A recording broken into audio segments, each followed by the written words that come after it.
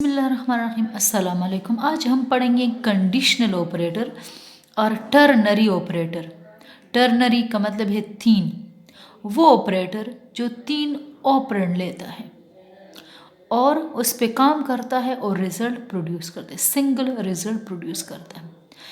ये दरअसल decision making operator भी है, स्ट्रक्चर भी है। इसको हम इफ़ एल स्ट्रक्चर के तौर पर भी इस्तेमाल कर सकते हैं। इसका सिंटैक्स क्या है? पहले कंडीशन मीन रिलेशनल ऑपरेटर इस्तेमाल करेंगे, यहाँ पे कंडीशन बनाएंगे।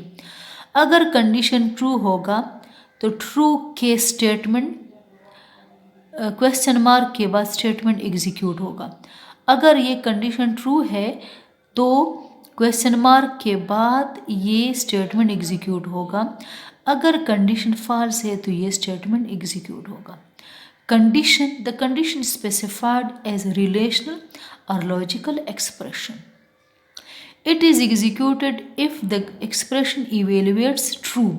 अगर ट्रू आ जाए तो ट्रू के स्टेटमेंट एग्जीक्यूट होगा, फॉल्स के statement.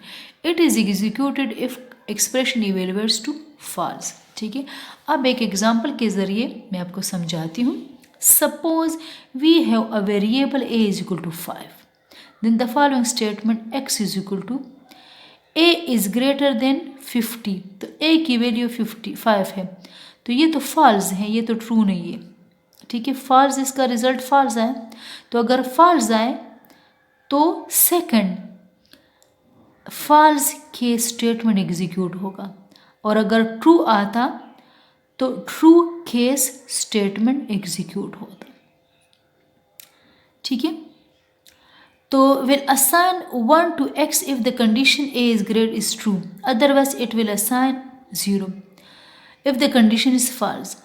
as a is greater than 50 is false, a तो 50 से बड़ा नहीं है, इसका मतलब है x की वैल्यू क्या होगी? 0। ये 0 जो है x में स्टोर हो जाएगा। तो ये जो टर्नरी ऑपरेटर है, कंडीशनल ऑपरेटर, ये बहुत ज़्यादा इफ़ेक्टिव है। जब हमें इफ़ एल स्ट्रक्चर इस्तेमाल करना हो तो हम इफ़ एल स्ट्रक्चर को कंडीशनल ऑपरेटर के मुतबादिल भी इस्तेमाल कर सकते हैं।